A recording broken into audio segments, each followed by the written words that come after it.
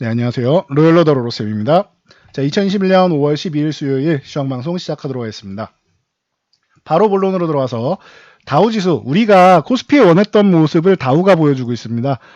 사상 최고치 종가로는 돌파했지만 우리는 이제 추가적인 상승, 이제 장중 최고치 달성하고 이렇게 쉬면서 지지력 테스트 나오면은 이게 딱 정석적인 모습입니다라고 했는데 나스닥 급락 영향으로 우리는 먼저 조금 밀렸죠. 지지력 테스트하러 먼저 내려왔죠. 그런데 다우지수는 요게 정석적인 움직임이다 생각하시면 돼요. 이게 운동이 오늘 새벽 하나 현재 나왔는데 뭐 하나냐 두 개냐 세 개냐 뭐 여러 개냐 요 차이 몇 개의 개수 차이지 이런 움직임이 정상이라는 거예요. 이렇게 지지력 테스트하고 다시 한번 돌파 시도하고 넘어가는 게 이게 가장 정석적인 움직임이다라는 거 참고하시면 될 것 같아요. 그래서 다우지수는 밀렸다라기보다는 뭐 정상적인 흐름이다. 지지력 테스트를 한다 보시면 되고 나스닥이 좀 문제였죠. 전일 같은 경우에 2%대 급락을 보이면서 문제가 됐었고 오늘 새벽에도 2% 개파락 출발을 했는데 결론적으로 마감 동향에서는 이 하락 부분을 다 회복하고 보합권으로 마감을 했습니다. 자, 이 밀린 부분이 문제가 된 게 인플레이션 우려감인데 뭐 작년부터 말씀드린 작년 가을에 저희가 이제 차트를 다 띄워드리면서 국제 곡물 가격 하나하나 짚어드리고 철강 그리고 비철금속 가격 등등 그리고 금 가격 등 백금 뭐 은 뭐 동 다 저희가 구리 주석 다 올려드렸었죠. 그러면서 이렇게 올라오고 있으니까 이 인플레이션에 대해서 말씀드리고 국제 물동량이랑 생각하면은 최근에 이제 택배 물량 늘어나고 하면서 컨테이너 지수가 올라가고 있는데 BDI 지수도 여러분 잘 보셔야 됩니다라고 말씀을 드렸을 거예요. 기억나시죠? 그러면서 페도션이랑 HN을 말씀드렸는데 같은 그게 연장선상이라고 생각하시면 돼요. 저희가 예측했던 부분을 미국에 있는 투자자들이 예측을 못했다? 아니요. 예측 다 한 거죠. 저희도 하고 있고 그 사람들도 했을 거라 생각합니다. 순서의 차이는 있겠죠. 저희보다 조금 일찍 했느냐 늦게 했느냐 차이는 있겠죠. 근데 저희는 지금 나오는 인플레이션 얘기를 이미 반년도 더 전에 이미 말씀을 드린 거예요. 그래서 해당 뭐 관련주들이랑 이제 봐드린 것이고 그때도 풍산이랑 뭐 누누이 강조했죠. 한 1년 동안 강조한 것 같아요. 그렇게 말씀을 드렸는데 이제 여기서 부각된 거는 그렇게 생각하시면 돼요. 시장에 대해서 기술주에 대해서 한번 압력을 행사하겠다라는 헤지펀드들의 시각이라고 보시면 돼요. 그래서 헤지펀드에서 이제 연준이 통화정책 가속 페달을 너무 오랜 기간 밟았다라고 주장하면서 이제 뭐 정책을 좀 변경할 것, 뭐 테이퍼링이나 이런 부분에 대해서도 얘기를 하고 있는데 연준은 단호합니다. 라엘 브라이너도 연준 이사가 미국 경제 회복세 인정한다. 뭐 이거는 작년부터 제롬 파웰 의장이 인정한 거고요. 고용이나 이런 부분의 불확실성이 높기 때문에 현재 정책은 유지되어야 된다라고 못을 박았습니다. 여기에 뒷받침을 하는 게 세인트루이스의 블라드, 그리고 필라델피아의 패트릭 아커, 클리블랜드의 로레타 메스터, 애틀란타의 라파엘 보스틱 같은 유력 연준 촌재들이 이제 인플레이션의 일부 상방 리스크 있지만 이거 일시적이다. 딱 1달락 지었어요. 물가 상승 압력 우려 과도하다. 1달락 지어버렸어요. 그러니까 바로 이렇게 회복을 보이고 있습니다. 그러니 통화정책 완화 유지는 처리할 이유가 없다라는 부분에 있어서 연준의 의견이 받아들여지는 겁니다.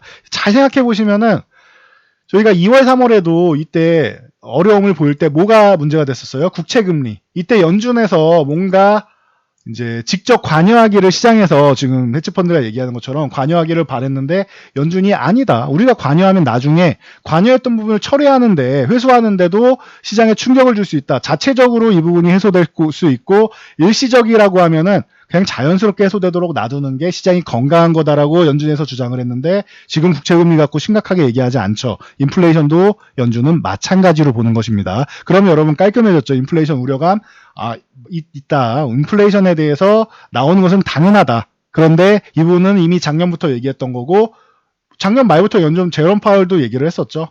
그러니까 새로운 사실 아니고 이 부분을 알고 있고 우리는 작년부터 이미 대응책은 갖고 있다 하지만 우리가 봤을 때 지금은 이거는 일시적인 현상이다. 그러니까 너네가 그렇게 우려할 상은 아니다. 우리가 개입하면은 나중에 더 문제가 될 수 있기 때문에 오히려 지금 자연스럽게 해소되는 게 건강한 거다라고 여러분들이 알고 넘어가시면 됩니다. 그래서 우려감을 과도하게 가질 필요 없다라는 부분만 여러분들이 체크하고 가시면 돼요.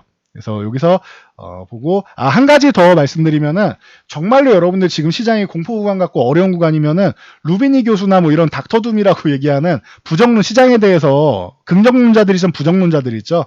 이런 그 부정론자들 얘기가 한마디 한마디에 시장이 주시를 해요. 근데 지금 그런 상황 아니죠. 얘기 안 나오죠. 빅스 지수 얘기 잘 안 나오죠. 공포 지수라고 해서 이건 시장이 극도로 불안에 떨 때만 빅스 지수 얘기가 나와요. 근데 빅스 지수 얘기 안 나오죠. 왜냐고요? 이게 적어도 40포인트는 넘어가야지 그래도 어느 정도 불안감을 조성한다라고 할 수 있는데 최근에 많이 올라왔습니다. 얼마? 21.84포인트입니다. 아직 한참 남았어요. 얼만큼 시장이 안정적으로 올라가는지를 보여주는 예시라고 보시면 돼요. 그래서 시장을 과도하게 우려할 필요는 없다. 최근 뭐 기술주들이랑 조금 좀 피곤하게 지금 흘러가게 하고 불편한 종목들이 뭐 종종 흑출하고는 있는데 일시적인 현상이다라고 말씀드렸어요. 왜냐? 우리나라는 기관이 먼저 우리나라에다가 선반영을 해줬어요. 지금 인플레이션 부분이나 이런 부분을 선반영을 했다. 그런데 미국에서 지금 뒤늦게 또 반응을 하고 있기 때문에 살짝 반영은 하지만 이게 추세를 꺾지는 않는다. 자, 보세요. 외국인들이 2조 7천억 이렇게 어제 오늘 이렇게 연속으로 매도할 정도면은 하루에 마이너스 4, 5%씩 밀리고 첫 번째가 4, 5% 밀리고 오늘 이틀째는 거의 장중에는 뭐 7, 8% 밀려도 이상할 게 없는 매도세예요. 그렇죠. 그런데 결과가 어떻게 됐어요? 고작 3,150포인트 흔들기 정도입니다. 그렇죠. 그리고 심지어 흔든 다음에 아랫꼬리도 살짝 달았어요. 길지는 않아요. 코스닥 같은 경우는 더 길어요. 아랫꼬리가. 오늘 2%까지 밀렸다가 60일선 회복하면서 거의 절반을 되돌렸습니다. 하락폭을. 이것만 봐도 알 수 있는 거죠. 우리는 선조정을 이미 받았기 때문에 저렇게 이제 공포감을 조성해도 추세를 꺾는 움직임이 나올 수는 없다라는 거예요. 여러분들이 이 부분만 확인을 하셔도 다소간 이제는 좀 회복될 줄 알았는데 좀 더 피곤하게 흘러가네, 시간이 조금 더 끌려가네 라는 부분에서 피로감을 호소하실 수는 있어요. 맞습니다. 지금 불편하고 피로한 구간이 될 수는 있어요. 하지만 추세가 꺾이지 않는다라는 거, 이게 흔들리지 않는다라는 것을 보면은 저희가 계속 말씀드리죠. 3월 이때는 저희 가입 시기 중에 가장 저점으로 생각하실 분들 이때 매수해서 이제 좀 기다리시면 될 것 같습니다라고 말씀드렸죠. 시간을 투자해야 되는 것. 하지만 4월에서 5월 같은 경우, 자 보시면 이 구간 같은 경우에는 포트폴리오를 구축해서 조금 더 5월, 6월을 생각한다. 5월, 6월 정도에 상승하고 이제 7월까지는 좋을 것 같다. 이렇게 보통 3개월에서 4개월 사이 정도 이제 지수가 이렇게 올라가는 구간 정도를 보고 있는데 이렇게 괜찮다라고 하면은 이때가 가입하기에는 제일 좋은 구간이다라고 말씀드리고 있죠. 그러면은 4월, 5월 지금이 제일 좋은 구간이다. 지금 포트폴리오를 여러분들이 특히 종목 많으신 분들 이분들은 싹 다 정리해서 종목을 압축할 필요가 있다라고 말씀드렸죠. 그리고 내 종목이 시장의 중심에 있지 않을 것 같다. 앞으로 올라가는 시장에서 아닐 것 같다 하시는 분들은 종목 포트폴리오 교체하셔야 됩니다라고 말씀드렸죠. 저희도 혹시나 만약에 대비해서 이런 부분에 대해서 다시 한번 항상 체크를 매일매일 체크합니다. 지금 시장 동향에서 우리 종목이 추후에 7월달까지 해가지고 올라가는 종목에서 소외가 될 것인가 아닌가 순차적으로 올라갈 것인가 이 부분을 저희는 매일 하루에도 수차례 체크를 합니다. 그런데 여기서 좀 애매하다 싶은 종목들은 반등가에서 정리해서 교체를 한다라고 저희는 말씀을 드렸고 지금 저희는 좋은 종목이 워낙 많기 때문에 단기적으로 이제 살짝 밀린 것들도 당연히 있겠죠. 그러나 이런 부분에 있어서 저희는 자신 있는 종목들 중심으로 구성되어 있고 일부 종목은 교체할 생각도 있다라고 말씀드리고 있어요. 대신 반등 나올 때 그 상황을 봐서 고려하겠다라고 말씀드리고 있는데 여러분들도 고려하셔야 돼요. 저희 같은 사람들도 지금 구간에서 종목을 압축하고 그리고 혹은 저희는 압축이 돼 있으니까 종목을 교체하는 것을 다시 한번 매일매일 확인을 하는데 여러분도 확인을 하셔야겠죠. 그래서 지금 이 구간에서 내 종목이 너무 많아고 어떻게 해야 될지 모르겠다. 저희랑 상의하셔가지고 저희가 이 부분을 도와드린다고 항상 말씀드리죠. 그러다 보니 최근에 3개월 전에 저희 쪽에 문의하셨던 분들, 그리고 6개월 전에 문의하셨던 분들, 그리고 1년 전에 문의하셨던 분들 다 이제 저희는 한번 문의하신 분들한테 따로 연락을 드리거나 하는 일이 전혀 없습니다. 다 아실 거예요. 저희 문의하셨던 분들은. 단 한 번도 연락을 드린 적이 없어요. 저희는. 근데 다시 이렇게 찾아주신단 말이에요. 다시 연락을 주시고 지금 좋은 구간이라서 이제 이번에 그 모집 공고 올라오면은 가입하겠다라고 미리미리 다시 한번 이제 확인하시고 질문을 주시는데 작년에는 항상 말씀드렸죠. 작년에는 누가 매매를 해도 수익을 봐요. 이제 수익을 어느 정도 보이냐 차이다라고 말씀드렸어요. 작년에는 그런 구간이었고 그리고 제가 9월에서 10월 구간 같은 경우에는 좀 쉬는 구간 나오는데 이 구간이 기회가 될 수 있다라고 말씀을 드렸죠. 그리고 나서 조례의 기회가 됩니다라고 말씀드린 다음에 11월부터 어떻게 됐어요? 12월부터 멋진 모습 보이면서 올라온 거 맞죠?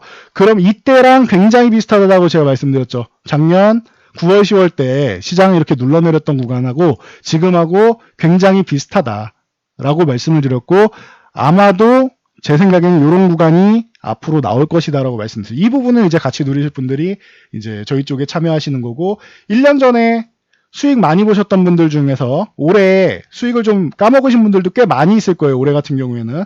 이런 분들 같은 경우에는 올해도 작년에 따뜻한 연말 보내신 것처럼, 작년 시장 좋았잖아요. 그런 것처럼 올해도 따뜻한 연말 보내기 위해서 저희 쪽 찾아주시는 분들 많은데, 지금이 좋은 기회다라는 거, 이번에 공고 올라오면은 다시 찾아주신다라고 하셨는데, 그분들은 기회라고 생각하시면 돼요. 오히려 현명하신 거죠. 저희 쪽에 영상을 1년, 2년 이렇게 오래 장기간 시청을 하셨기 때문에 저희가 단기간 하루하루를 다 예언을 하면서 다 맞출 수는 없다라고 말씀을 드려요. 저희는 예언자가 아니라 분석가라고 말씀드렸죠. 대신 분석을 하면은 뭐가 좋으냐, 하루하루를 다 일일비하면서 나오는 이 움직임을 다 맞출 수는 없지만 전체적인 큰 틀 동향에서 저희가 틀린 적은 없다.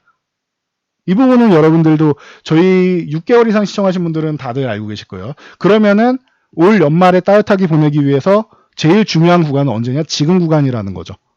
5월, 6월 구간, 요 구간에서 어떻게 포트폴리오를 이제 정리를 해놓고 어떻게 이제 변경을 하고 하느냐가 중요하다라는 거 다시 한번 강조해드려도, 이거는 10번, 100번 강조해드려도 모자라지 않은 것 같습니다. 그러니 여러분들도 지금 구간에서 포트폴리오 압축, 그리고 종목 다시 한번 의심하시고 교체하는 부분, 혹은 내 종목이 이제 뭐 이탈하지 않아도 되는 자리를 이탈했다 하면은 반등구간에서 해당 지지 구간 다시 올라오면 이 구간에서 다시 한번 생각해 보세요.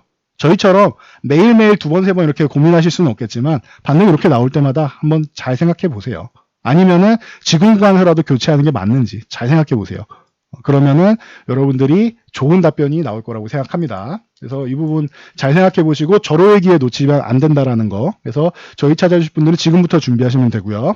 자, 종목 봉행으로 넘어가서 삼성전자 같은 경우는 지금 8만 원 구간까지 내려왔는데, 올해 초에 이거 너무 급등했다라고 말씀드렸죠. 상승 구간 이후에 슈팅이 나왔기 때문에 쉬어야 됩니다라고 말씀드렸고, 이렇게 8만 원 구간 쪽으로 붙어가면서 휴식을 취하고 있었다. 그래서 이렇게 수렴을 했는데 돌파 나온 거 괜찮다라고 말씀드렸죠. 돌파 나올 시점 다 됐습니다라고 말씀드리고, 그리고 뭐 3일 안에 돌파가 나왔는데, 그리고 나서 잠정 실적 발표가 나오면은 조금 쉬는 구간 나온다. 쉬는 구간이 조금 길어지긴 했어요. 하지만 이번 달에 많은 이슈들이 기다리고 있죠. 자, 20일 날 뭐가 있어요? 제 2차 반도체 회의, 1차 반도체 회의 때 뭐였어요? 그때는 1차라는 말이 없었는데, 바이든 대통령이 웨이퍼를 들고 반도체 공급에 대해서 좀 원활하게 할 수 있도록 여러 가지 대책을 마련하자, 우리랑 협력하자라고 정부에서 나서서 얘기를 하고 있죠. 자, 20일 날 다시 한번 있습니다. 삼성전자 다시 소집이 되었고요. 그러면은 이게 좋은 게 뭐냐면은 21일 날 한미 정상회담이 있잖아요. 그러면 우리나라는 이제 문재인 대통령의 수건인 이제 남북 경협 부분에 대해서, 북한 관련에 대해서 뭔가 대화를 조금 더 좀 원활하게 이끌어갈 수 있도록 얘기를 할 거 아닙니까? 그러면은 무언가 선물을 줘야 되는데, 대통령이 협상하는 것보다는 삼성전자가 이미 뭐 협상은 조율 단계에 들어가 있고요. 그래서 20일 날 가서 미국 쪽하고 다시 한번 뭐 세제 협상부터 시작해서 혜택 받을 수 있는 거 협상하고 거의 결론을 내놓은 다음에 문재인 대통령 요거를 선물식으로 들고 가면은 모양이 굉장히 보기가 좋겠죠. 다음 날이니까. 그래서 이런 모양이 나온 게 좋을 것 같습니다라고 제가 이 정상회담 잡혔을 때도 말씀드렸는데, 오히려 환경은 더 좋아진 것 같아요. 20일 날 이 회의가 잡혔다라는 게. 그러면은 이 20일 전후로 해서도 반도체 관련주들은 실적은 이미 좋게 나왔으니까 그러면은 회복되는 모습 나올 수는 있겠죠. 그리고 삼성전자는 다시금 뭐 치고 달린다기보다는 이 박스권 안으로 회기만 해도 나쁘지 않다라는 거 참고하시면 되고요. 나머지 반도체 소부장 쪽이 좀 더 기대가 높다라는 거 다시 한번 말씀드릴게요. 그리고 미국에서 이 반도체 이익단체를 결성했습니다. 기존의 반도체 협회 회원사랑 반도체 소비기업들이 연합을 했어요. 그래서 정부에서 이제 법인세를 올린다라고 하니까 자기들이 세제 혜택부터 시작해서 권리를, 반도체 니네도 정부에서도 지금 얘기하는 것처럼 우리도 좀 혜택을 좀 받겠다라고 권리를 스스로 찾겠다라고 있습니다. 그래서 인텔, 퀄컴, 엔비디아, 뭐 AMD, 애플, 마이크로소프트, 구글, 아마존, AT&T, 시스코, 제너럴 일렉트릭, 버라이즌 이런 세계적인 기업들이 다 이렇게 뭉쳤다라고 생각하시면 돼요. 이런 부분도 반도체 기업들에는 긍정적으로 작용을 한다. 거기에 삼성전자는 또 하나 이슈가 굉장히 많죠. 8.15 815가 이 광복절이 뭔 상관입니까라고 하실 수 있는데 지금 현재 삼성그룹의 총수 이재용 이제 회장이죠.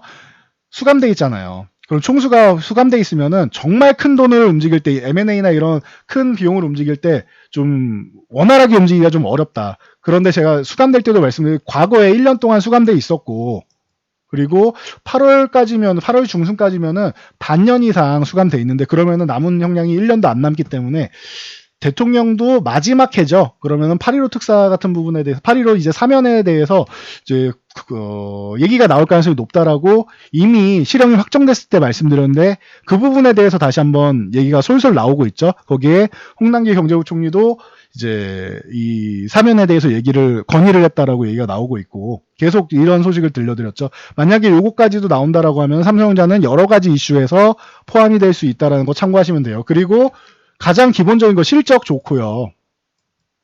실적 좋고 반도체 슈퍼사이클 괜히 나온 얘기가 아니죠. 거기다 공장증설 앞으로 실적은 더 기대가 된다라는 거. 여러분들 이 부분을 잊으시면 안 돼요. 기본적인 부분을 잊으시면 안 돼요. 단기적으로 이때 슈팅이 나왔기 때문에 제가 쉬어야 된다고 말씀드린 거지 기업의 성장성이 저해된 건 아무것도 없습니다. 오히려 지금은 굉장히 삼성에 대해서 그리고 하이닉스 뭐 이런 DBIT 이런 반도체 기업에 대해서 이제 기대감이 더 높아지는 순간이다라고 생각하시면 됩니다. 참고하시고요. 자, 셀트리온도 오랜만에 한번 보고 가면은 실적이 발표됐는데 이거는 뭐 제가 뭐 특별히 말씀 안 드려도 그냥 좋은 거는 여러분들 숫자를 그냥 확인하시면 돼요. 그냥 꾸준히 올라가고 있잖아요. 자, 4분기 유럽에서 바이오시밀러 3종 여전히 램시마 53%, 약간 줄긴 했지만 충분히 좋은, 왜냐 트룩시마나 다른 허주마나 이쪽에서도 잘해주고 있으니까. 트룩시마 36% 점유율, 허주마 15% 점유율. 허주마는 왜 이렇게 났나? 이건 경쟁 약물이 많다라고 말씀드렸어요. 그래서 미국 진출할 때도 허주마에 대한 기대감은 별로 없지만 크지 않지만 트룩시마에 대한 기대감이 높다라고 말씀드렸죠. 여기에 유럽 시장은 뭐가 있다? 램시마 SC가 출격해서 올해 점유율을 확장하는 단계다. 여기에 플러스 알파 뭐예요? 유플라이마가 출시된다.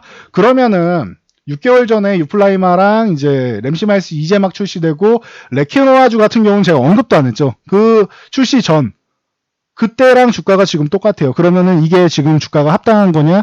저는 이때보다는 밸류가 좀 더 높아지지 않았느냐라고 보고 있는데 여러분도 한번 생각해 보시면 되겠죠. 거기에 미국 시장 트룩시마 같은 경우 미국 시장은 트룩시마가 기대된다라고 말씀했는데 미국 시장 트룩시마 점유율 현재 26.2%. 화이자랑 경쟁하고 있지만 다른 약물들은 좀 늦기 때문에 시장 선점해야 된다라고 했는데 잘해주고 있죠. 거기에 테바 같은 경우도 추가 성장 동력이 필요하기 때문에 테바가 이제 미국 트룩시마 유통사입니다.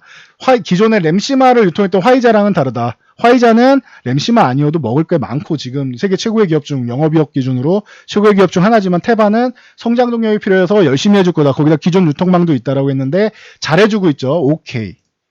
램시마 같은 경우가 고전을 했는데 램시마도 유나이티드 헬스케어 선호의약품 등재된 다음에 15%까지 올라갔어요. 두 자릿수 넘는 거 굉장히 어려웠는데 작년에 11%대로 올라갔습니다. 12% 됐습니다. 이렇게 말씀드렸는데 1분기에 15%까지 점유율 올라갔다.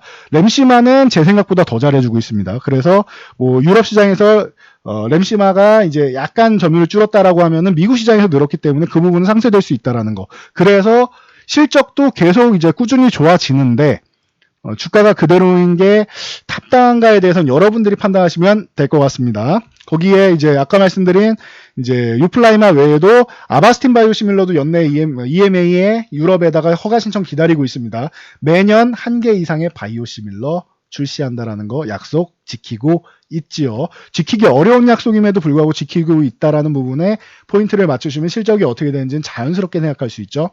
참고하시면 될 것 같습니다. 여기에 나와 있는 올해 영업이익 1조 얘기가 나와 있는데 1분기가 1,900억이면은 잘하면은 요거를 살짝 상향 조정해야 될 수도 있지 않느냐라고 조심스럽게 점쳐보고 있습니다. 물론 2분기까지는 봐야겠지만 봐야지 더 정확하게 말씀드리겠지만 조심스럽게 요거보다는 1조보다는 조금 더 나올 수 있지 않겠냐라는 생각도 들 정도로 올해 1분기 실적 괜찮습니다. 참고하시고요. 자, 현대차 같은 경우가 제네시스 판매량이 드디어 누적이 50만 대를 돌파했습니다. 심지어 올해 1월에서 4월까지는 1,516대로 전년 동기 대비해서 141.9% 증가했어요. 그래서 긍정적인 모습 보이고 있죠. 그래서 참고 정도 하시면 될 것 같습니다. 23만원 호시탐탐 노리고 있다. 현대차도 애플카 이슈 때문에 1월에 많이 올랐죠. 그러다 보니 충분히 휴식을 취하고 있는데 23만 원 다시 노리고 있다라는 거. 여기에 모비스도 살짝 꿈틀대고 만도 같은 경우가 최근에 저점 찍고 이렇게 올라오기 시작했는데 이거는 60일선 이렇게 회복이 나와야지 좋아질 수 있고 아니면은 요 2중, 3중 이런 다중바닥 같은 경우를 그릴 수 있다. 그 후에 좋아질 수 있다라는 거. 그래도 반등이 나오기 시작했다라는 것만 해도 양호한 흐름. 거기에 한온 시스템 같은 경우도 같이 보시면 되겠죠. 그리고 H&M 같은 경우는 기존에도 말씀드렸듯이 MSCI 편입 가능성 높다라고 말씀드렸고 H&M과 녹십자 같은 종목들이 이제 좋은 모습 보이고 있다. 그래서 확정됐고 편입 이제 편출 종목 대상을 더 주의하셔야 된다라고 말씀드렸어요. 이 H&M 지금 매수할 수 없잖아요, 지금. 이거 그러니까 편출 종목 대상을 여러분들이 조심하셔야 되는데 현대해상, 한화, 그리고 GS 리테일, 삼성카드, 롯데지주, 한국가스공사 같은 종목들은 조금 단기적으로 주의하시면 됩니다. 그리고 단기적으로 흔들림이 나오면 그 후에 여러분들이 다시 관심 가지시면 될 것 같아요. 해당 종목에 이제 관심을 보이시는 분들은 참고하시면 될 것 같고, 그리고 어제 뭐 메타버스 관련해서 말씀드렸는데 제가 작년 말부터 올해 초까지 VR 관련주 노래를 불렀을 거예요. 그래서 뭐 이런 종목들 좀 움직임이 좀 나왔고 이제 어제 다시 한번 충분히 휴식을 좀 취했습니다라고 말씀드렸는데 로블록스가 1분기 매출 전년 대비해서 140% 증가했고 일활성 사용자 수가 80% 가까이 79% 증가한 4,210만 명이다. 이거 잘하면 올해 우리나라 인구수를 따라잡을 기세입니다. 그래서 참고하시면 될 것 같아요. 선익 시스템을 비롯해서 자이언트 스텝이나 지니뮤직, 알체라 뭐 이런 아직 안 오른 종목들도 많습니다. 현재 바닥권을 다지고 있는 종목들 많으니까 참고하시면 될 것 같고요. 그리고 마지막으로 화이자 관련해서 정부가 직계약한 이제 코로나 백신이 이제 국내에 좀 추가로 들어왔죠. 그래서 43만 8천회 분이 들어왔는데 우리나라 총 들어오기로 이제 계약된 거는 3,300만 명 분이에요. 6,600만 회죠. 근데 이 중에서 3,300만 명 분 중에서 이번에 들어온 거는 21만 9천 회 분입니다. 그럼 약 22만 명 분인데 빙산의 일각에 불과하죠. 그러니까 큰 움직임이 나오진 않았다. 뭐 300만 명, 500만 명 이렇게 들어왔으면은 움직임이 좀 좋았겠지만 그 정도로 큰 움직임은 아니었다라는 부분 참고하시면 될 것 같아요. 그리고 지금까지 그래서 올해까지 해가지고 현재까지 들어온 거, 자, 그래서 총 물량을 보면은 143만 7천 명분인데 이것도 뭐 택도 없이 부족하죠. 3,300만 명. 그러니까 우리나라가 백신 계약을 조금 늦게 해가지고 이렇게 좀 뒤늦었다라고 생각하시면 돼요. 그래서 추후에 좀 대거 들어올 때나 그럴 때는 이런 대한과학이라던가 일신바이오 그리고 뭐 서린바이오나 태경케미칼 뭐 이런 종목들 기존에 말씀드렸던 이런 아니면 녹십자랩셀 뭐 이런 종목들도 있죠. 이런 이제 콜드체인 관련주들도 그때마다 보시면 된다. 거기에 2분기에 모더나도 도입 예정이라고 하는데 그 부분 이제 뭐 구체적으로 또 다시 한번 보시면은 되겠죠. 이런 스케줄 관련해 가지고도 여러분들이 이런 종목들은 이제 단기 트레이딩으로만 보시는 게 맞지 않나라고 기존부터 말씀드렸으니 참고하시면 될 것 같습니다. 자, 오늘은 여기까지 말씀드리고 물러가도록 하겠습니다. 다시 한번 말씀드리지만 지금은 굉장히 좋은 기회다, 불안감을 가질 기회가 아니다라는 거. 그래서 여러분들이 다시 한번 확인하시고 그리고 이제 영상이 도움되셨다면은 좋아요와 댓글 그리고 알람 설정 하나씩 해주시면은 저희가 좋은 정보 꾸준히 제공해 드리도록 하겠습니다. 영상 잘 참고해서 안전 투자하시기 바랍니다.